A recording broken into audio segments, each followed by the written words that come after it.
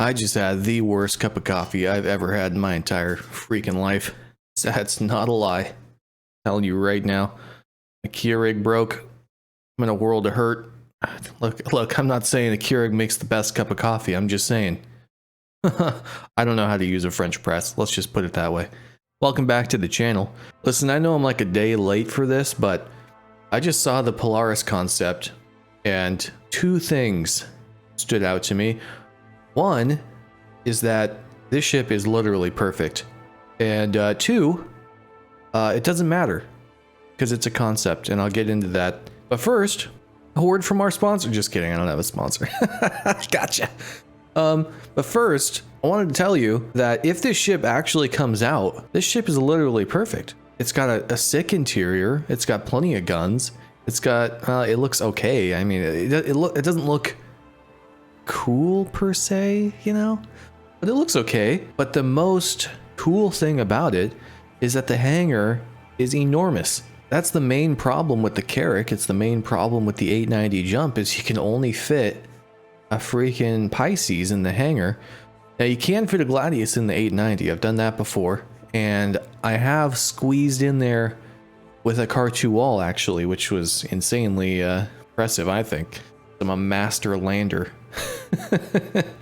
Oh, that's a title I want, but I've been waiting for a ship of that size with the amenities that it has that's able to carry some full-sized light medium fighters. Probably even fit a few heavy fighters in there. You may fit like 4 arrows in the landing bay of the Polaris.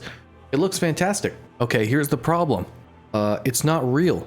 A lot of you guys have been with Star Citizen for a while, and you already know not to get excited over concept ships, but there are still a lot of people I see, you know, they're still hyped up, and I just feel like they're setting themselves up for disappointment. I learned this from paying attention to the automotive industry for many years. Concepts do not matter. They are not real. Rarely do they come out like they as cool as they are in the concept, and rarely do they come out in a timely manner. Like what? How long were we waiting on the 400Z, the Nissan 400Z? It was like 10 years they announced it. Subaru WRX always comes out with a concept, and we're all like, dude, that looks so sick, and it comes out looking like a Toyota Camry every time. CIG doesn't necessarily have the problem where things don't look as cool as they first did. I don't know. We'll see with the Banu Merchantman. The thing looks really sick in the pictures, but in the concept art, it doesn't look that sick. You know, it's not necessarily a looks thing, as it is more of a time thing.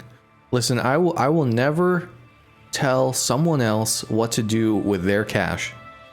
Right? That's your hard-earned money, and if you want to spend that on some imaginary stuff that may never be real, that's totally up to you, and I completely respect your free will, and I applaud you for exercising your freedom. But I would like to say, hey, what if we stopped spending money on ships that are not in the game yet? Hey, I get it, like buying ships before they're in the game, like I could see myself doing that if I had the cash, you know. It's not like I'm knocking people who do that. And I'm also not knocking CIG, because this is just how the industry works, right? This is not unique to them. It's the same with cars, you know, and I think I've just learned to not care about concepts because you're just going to get your hopes let down. I think we need to do that. A lot of us have, like I said, but I think by and large, we need to do that as a gaming community a little bit more. You know, have some more low expectations. Like, just ignore.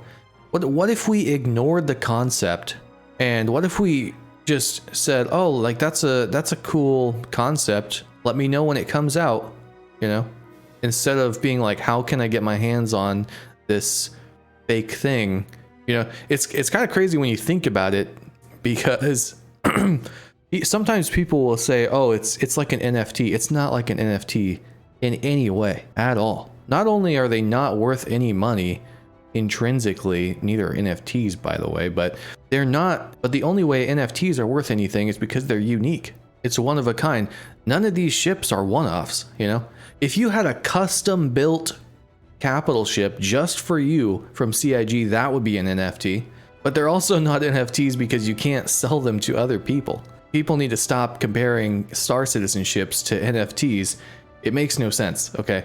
Like we gotta chill with that. And again, I'm all in favor of buying useless crap. Like everybody spends money on something. Everybody has their thing, right? So if you want to spend your money on useless crap, hey, I spend my money on useless crap too. I bought Call of Duty and I ain't even playing it. Everybody has their things that they spend money on. And again, supporting CIG is not a bad thing. That's cool.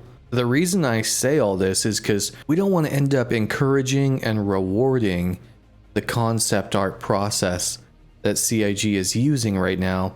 We don't want it to be okay that they'll announce something and then years later it comes out. Not bashing on anyone, just saying this is a straight up economic formula. They announce a ship, show you a few cool pictures, and get a bunch of money for something that they haven't even made yet. You know, it's like if I tell you, yo, I'm gonna make you the greatest coffee table you have ever seen. It's gonna look something like this one right here. And you're like, here's $200, bro.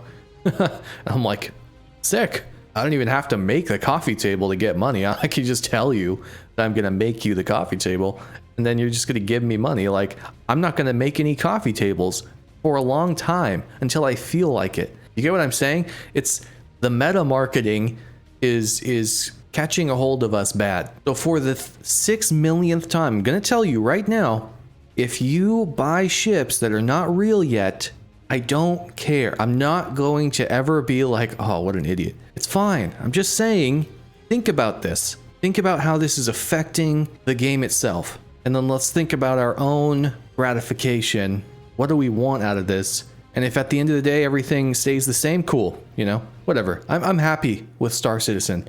I like the game. I like the way they do things. But on the other hand, if things change and they start putting out ships faster because they realize they can't just trick us into giving them money anymore, cool. That's great for everybody. That's all I wanted to say.